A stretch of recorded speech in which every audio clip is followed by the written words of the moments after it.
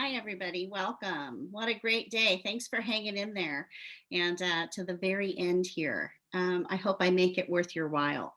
My name is Kat Hill, and I was diagnosed with Parkinson's at the age of 48, almost 6 years ago.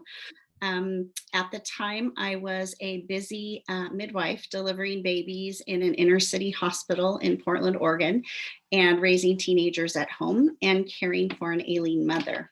So um, the diagnosis kind of rocked my world.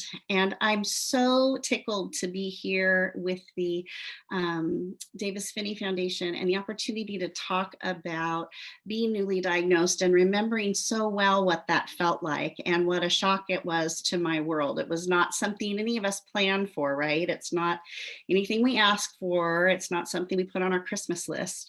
But I'm hoping by the time I finish today, you've already heard a lot of great speakers.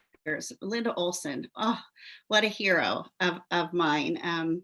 And she's got such an inspiring story, but I'm hoping by the time you walk away today, you have some tools in your back pocket that might help you feel a little bit more ready to carry on and to stay calm after your diagnosis. So I by no means am an expert, but I'd like to, over the talk, I'd like to share a little bit of my clinical background, both as a nurse and a nurse practitioner, and my understanding of the nervous system, my experience with having family members with Parkinson's disease. My dad passed away at 83 due to complications of Parkinson's, and my own challenges over the last 6 years. So I'm hoping you have a few tools to take with you today. Like you've heard, a diagnosis may be a time that can be a reevaluative time. Again, it's not something we ask for, but it can be a time to take stock of things. And as you heard Linda so eloquently discuss, how we have choices after things happened to us, right? We have absolutely time and needed time to grieve and be sad and to move towards acceptance. So by no means am I saying that those steps can be skipped. But once we've done that inner work of grieving and accepting, okay, this is my new life, you have a choice about what you do with that. And for me, I chose to leave my practice, my clinical practice, right away. It was a good choice for me. It was a difficult choice for me. But I was doing long call hours and was delivering multiple, I had multiple patients in labor at the same time. And some of that executive functioning skill and that multitasking skill, I was feeling impacted with the Parkinson. And I felt like it might be time for me to step back and reevaluate. I was the primary breadwinner of our house. And so it's taken some creativity to think about how I might still contribute towards retirement and still not work at the age of 48. We have 3 kids currently in college, and we've gotten creative about how we manage that. So once you make a decision that you're going to pick yourself up off the floor and get on with things, you're going to start moving and exercising, right? You've heard a lot about that today, and all of the reasons to exercise: to keep us feeling better, to keep us socialized, to keep our muscles limber, to stave off all of the other diseases that that Dr. Mike talked about, and also what Dr. K talked about earlier today too. Some of what it does for our feeling good, releasing endorphins, helping us with sleep. All of those things are helpful. So you've heard, I'm not going to harp on exercise. So we're gonna move past that.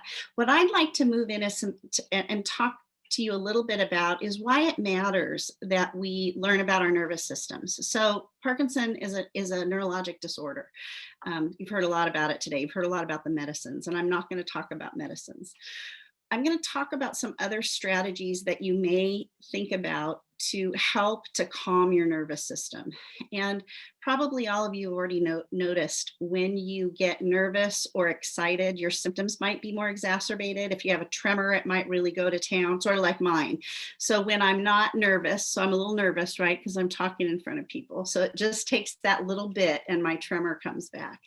Um, and you might notice more symptoms if you just almost get rear-ended or have a close call in the car. That jolt of adrenaline might amp you up. It puts us into our sympathetic nervous system where we're in that fight or flight mode. A lot of you might know about that already. It increases our blood pressure, our heart rate, our eyes get more focused. Blood goes to the vital organs so that we can run from the bear, or, historically or biologically, that was our imperative to stay alive, right? So, but it doesn't necessarily serve us well in today's world where a lot of things can stimulate that adrenaline rush, that jolt of a lot of what people call stress. We need some stress in our lives, but when we have too much stress, it tips us sort of into distress, where we're producing that adrenaline all the time and staying in that, what I call an activated state. Delivering babies was one of those kinds of jobs. I'd get excited. It was very exciting. I was managing a lot of things. A baby was being born. All of that's wonderful. It's good stress, but it's still stress. So for me, it was better to leave that practice and learn how to do things that calmed my nervous system. And that's all great, right? You read about it, people say, well, let's learn to meditate, find gratitude, all of these things that are just like, oh, just do it. And that was it was a difficult process for me to step out of this busy, adrenaline filled world and try to learn how to calm myself. And I think the two takeaways that I'd love to share are ways to learn mindfulness, which is what the Davis Phinney Foundation is all about. It's about being well today. It's about being present today. It's about learning to live well today. And it means not thinking about yesterday and not planning for tomorrow while we're in this moment. Now, that sounds really lovely. And I had a very hard time learning how to do that. And so as I was going through my diagnostic process, leaving my practice, sitting on my couch, trying to figure out how I was going to do that, I was reading a lot about people who had started gratitude journals or started to look at gratitude. And that seemed like a pretty tangible, concrete thing that maybe I could do. Maybe I could write down 3 things in my planner every day that I was grateful for. I needed something that simple and that linear at that time to help me move past some of the grief and on towards getting on with my life, frankly. So what I did that over a course of several weeks. And what I started to notice was that, first off, I could always find 3 things I was grateful for, even if I was having kind of a crummy day. I might be grateful for indoor plumbing. I might be grateful that the garbage man picked up the garbage. And I don't know if any of you have ever lived anywhere where there's not garbage service, but I used to have to haul lots and lots of garbage to the dump. So every Wednesday morning, I continue to be really grateful for those guys that pick up my trash.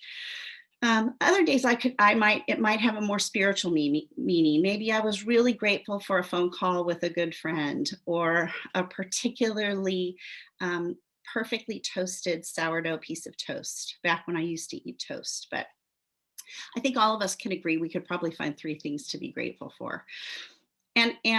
But just by doing that over the course of time, what I noticed was I wasn't focusing so much on all the details in my life that weren't going well. I was committed to collecting those 3 things every day, writing them down. And I wasn't thinking about, like, oh gosh, that paint on that window's chipping, that really needs to be replaced, or oh my gosh, my son's room is filthy again. Instead of making mental notes about some of the negative, I was making mental notes about the positive. And that simple shift really made a difference in how I was viewing my world. So I started to expand on that. I'd never been a journaler. My mom wrote beautiful poetry, was taught English. She was so good. And I was always very intimidated by the blank page, right? Like I've got to write beautiful paragraphs and make it all, all grammatically correct. I started though bullet journaling where I just wrote dashes of things. So I'd write the 3 things I was grateful for on one corner. And then I started to use the other page for other things that I needed to do and got accomplished, and maybe a couple of goals, even though that's not as much mindfulness, but some positive things. I couldn't write anything negative in it. I could journal negative thoughts in a corner if I needed to just mind dump. But in terms of planning, it needed to be something that I was working towards being positive. That list started to look like exercise, regular exercise. I was a walker and a runner for many years. And so I started to do more walking. I was dragging my foot, so I was a little reticent to run on my own. But I thought that I could at least engage in regular walking, and I started reaching out to some exercise groups in my area. You all have heard about lots of different things. I found a group that was doing rock steady boxing, and I couldn't believe that I was going to go try boxing. I am the most passive person. I just don't hit anything. I would never play guns with my kids. I thought, how on earth am I going to put on boxing gloves and go box? Well, I went and just kind of observed a couple of classes, and I just fell in love with it. The interval training worked really well. I didn't have to think a lot while I was there. There were stations of things to do, and I met the most phenomenal group of people. From that group, I also met a fellow young onset woman who we started a support group together. We couldn't find one with others like us in our community, so we thought we'd start a happy hour group. And that became part of my goals. Slowly, I started to collect some of these positive things, and it's not like I had a long-term focus to speak for the Davis Phinney Foundation or to speak around the world or write a book or have a podcast. All of those things I've since done. But I had small goals, and it gave meaning and purpose to me. So in the gratitude space, I think it really helped me to learn mindfulness, being in the moment, trying to focus on the positive, even when I didn't feel great. I also started changing the words that I would tell myself. My husband would come home and say, did you have a good day or a bad day? And I said, I'm going to stop using those words. I don't like good and bad. How about if you're asking me how my Parkinson's symptoms were today, I might have a lot of them or I might have a little of them. We all know it's a day-to-day thing. And so instead of labeling a big symptom day as bad, I just labeled it as I had a lot of symptoms today. Changing that language got really significant because calling something bad, we all know there's already judgment attached to it. So it changed the way I looked at things. It changed the neural pathways that I laid down in my brain about how I was thinking about myself and my disease. I was taking ownership, and I wasn't making judgment about what my body was doing. And it has made a big difference in how I view what I do and how I view my day. Because I can have a really crummy day. I'll tell you, days at home with teenagers can swing just like Parkinson's symptoms can, right? So my day may have, whether it was good or bad, may have little to do with how my own body was doing. The other thing that I learned while I was laying on the couch is how good meditation is for us. Wow, that was a tough one for me. Clear my mind of all my thoughts. I thought there is no way. Things go too fast in there. I just can't possibly learn how to do that. So I read a book, 10% Happier, by a guy who was a journalist who had kind of a nervous breakdown. And he talked about how learning how to meditate made him 10% happier. He now has a podcast too. And it was a really practical guide about how to incorporate moments of stillness in your day. He also said nobody ever totally clears their mind. Well, that made me a fan right away. I thought, well, maybe I can do that. So what I started to do was try in my shower. Sometimes it was the only time where mom wasn't available, the door's shut, Teenagers aren't going to come bug their mom in the shower. It's the last thing they want to see. And I liked the noise of the shower coming down. And I started just a few times to just count to 10 when I was taking a breath in and out. Just that was 1. That was 2. You get the idea? So my brain's thinking about, okay, was that 2? Was that 3? I'm staying on track. And at the end of it, I would tell myself, well, I am one human being and I'm doing the best that I can do. And that worked for me. And some people say, well, that's a mantra. And I said, well, that's great. I have a mantra now. I'm one human being. I'm doing the best I can do. What it did was give myself permission to just go about my day and do the best that I could. That practice has grown. I still meditate in every shower. I've also learned how to meditate with some of the apps. There's a Calm app. There's tons of them out there that can walk you through a process. I don't expect my mind to clear all the way, but it does. What I notice is it settles my nervous system. If I can have 10 or 15 minutes of that still time where I'm either just counting my breaths, I'm saying I'm one human being, I'm doing the best I can do. Some people will take a breath in and think about peace, and then the other breath out, they think about love, and they may name somebody that they love. It doesn't really matter how you do it. It's just learning a practice that can kind of calm things down. It has helped me. The practice of gratitude, mindfulness, and that meditative piece have severely decreased the number of times that I get very activated with symptoms. The exception will be when I purposely do something that makes me nervous, like speak in front of other people. But I even find that after those times, I can calm my system better. And people will say, well, oh, Kat, you're just, you're a positive person. You just take this in stride. This is just who you are. And I do believe a lot of that's true. I think that some of us are inherently more chipper or more positive, but I also think that even those of us that are inherently that way have to work on it, especially with some major life blows. And I do work at it. And I do know that by choosing those pathways in my brain over and over again, by choosing the words that I use to define what's happening with my body, but also what's happening in my life, makes a huge difference. We have a son who was diagnosed with type 1 diabetes very young, at the age of 7. And I did not have Parkinson's at the time. And he has since, he's been in and out of the hospital for several different reasons. He's doing fine. He manages his diabetes well. The story ends very well. But what I've noticed is, since I've learned these techniques, this summer he was in the hospital, and he's a young adult now. And it was during the time of quarantine, and I had to leave him there because A, I couldn't go in, and B, he was an adult.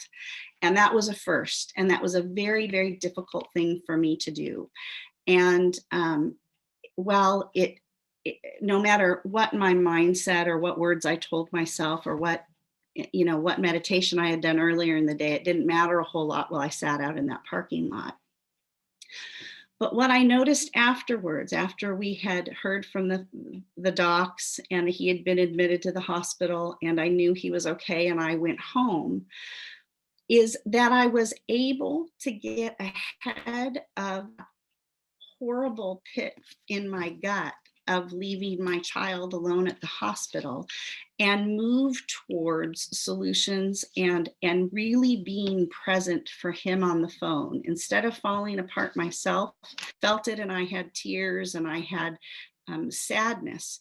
I got through that more quickly, and I know it was because I had those pathways. I knew the way to get back to it and to get out of the rabbit hole. And I wish I didn't have that comparison. I give every ounce to trade places with him and do the work for him.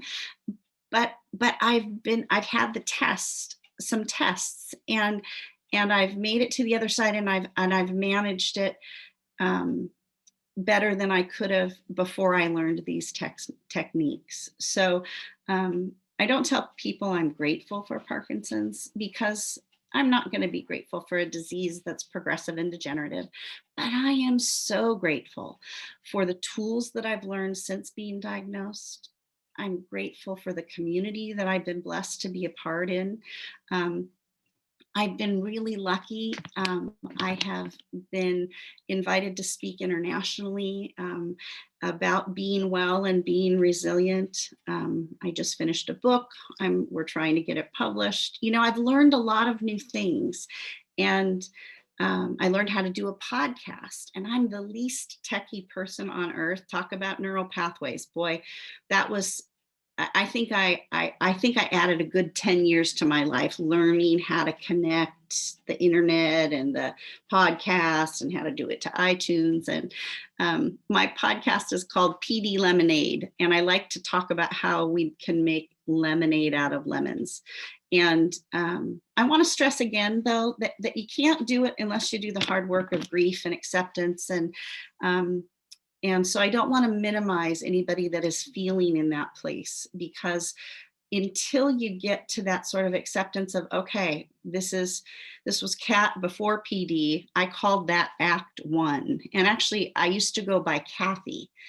So I was Kathy, the midwife, Act 1. I'm Kat, the advocate, author, podcaster in Act 2. And somehow it helped to denote it for me. I'm not suggesting everybody go out and change their name, but I think words matter. And I don't know, Gabby, do we have time for questions or thoughts? Anything you're seeing in the feed? I have more content, but I want to allow people to ask questions if they want to. Yeah, we have about 5 more minutes before we need to transition back. So it's up to you if you'd like to open that up for some questions. We just had one chat about your podcast, and I was able to get that link in there. So. Oh, thank you. Okay. And I can certainly chat a little bit more too. If you guys want to hear a little bit about the wellness model that we propose in the book, I can talk a little bit about that. In terms of expansive possibility, I'm not here to tell you that I know the way to wellness. I'm just going to tell you the model that in my brain that works really well. And at the base of the model is the rabbit hole. And we all know the rabbit hole, right? You go down, you don't want to be there. It's a hard place to be. It's filled with disability, disease, dysfunction, and the scariness. The rabbit hole's unpleasant. When we lay down those neural pathways with all the things that I've been talking about, the gratitude, the word choices, trying to calm the nervous system, the quicker we get out of that rabbit hole. And that's science. That's not me. That's not my theory. We know that to be truth. The wellness spiral that we talk about is with the rabbit hole down here and then expansive wellness up here. If you choose the words, I am well, I choose wellness, I will be well. Oh yeah, I have Parkinson's. Yes, I check that box when I go to the doc. But I believe that we tell ourselves a story, and our story can be, oh, I've got Parkinson's, I'm disabled, I'm putting up my disability placard, I'm confined about what I can't do. I think you can wear your disability placard proudly and say, these are all the things I'm able to do. I am able to walk still. My hands don't work very well. I have a lot of dystonia, so I've had to learn some workarounds. I am able to sing, not really well. I am able to paint kind of okay sometimes if my hands are cooperating. But I'm going to focus on my abilities, and that is expansive. In that spiral, we can move from the rabbit hole. We give ourselves compassion. We grow acceptance. We find community. We find likeness. We find others in our world that support our journey, that are kind, that reciprocate, whatever that means to you. We maybe avoid those relationships that are more one way or always taking. And we all know we have those in our lives, right? So we make choices about who our community is. We look for joy and resilience, and we've all got it. My goodness, if we don't have it after this year, you all showed up here. You are all resilient people, showing up to a webinar at the end, this after this year of quarantine. And you've heard lots of ways to build resilience and ways to manage disease. And then you can get to this expanse of what I call intentional wellness. My writing partner and I believe that you can intentionally be well if you focus on the things that you can do instead of focusing on the things that you can't. And Linda talked a lot about that earlier today. And she was certainly an inspiration behind some of what we talked about. I had the privilege of hearing her speak in Kyoto, Japan, when we spoke there in 2019. And I think also grabbing onto those stories of people who inspire you. Muhammad Ali, who did we hear about? Jack LaLanne. I love Jack LaLanne. I mean, I know he didn't have Parkinson's. My dad was, one of my heroes. He was a dentist for many years and was a mayor for a while, and he got Parkinson's in his mid-70s, but he was still up on his horse roping until he could no longer do it. I think he was about 77 when he finally got out of the saddle. But focusing on what we can do. There's a lot we can still do. We can love each other. We can enjoy our grandkids, our nieces and nephews. And we also set the stage for how our families will age. Life is progressive and degenerative. Parkinson's is progressive and degenerative. We don't get out of it alive. I'm sorry to say, no matter how much meditation you do, I think we're all gonna meet our maker someday, right? So how you choose to live while we're still here, I think, is what's gonna define you and make your story. So I think I'll leave it on that. I think we've got one more minute if anybody has a question. I hope it's been valuable to hear my story a little bit, and I'd love to connect. My website's cathill.org if you ever want to reach out. I'm an ambassador. I love to talk to people who are newly diagnosed.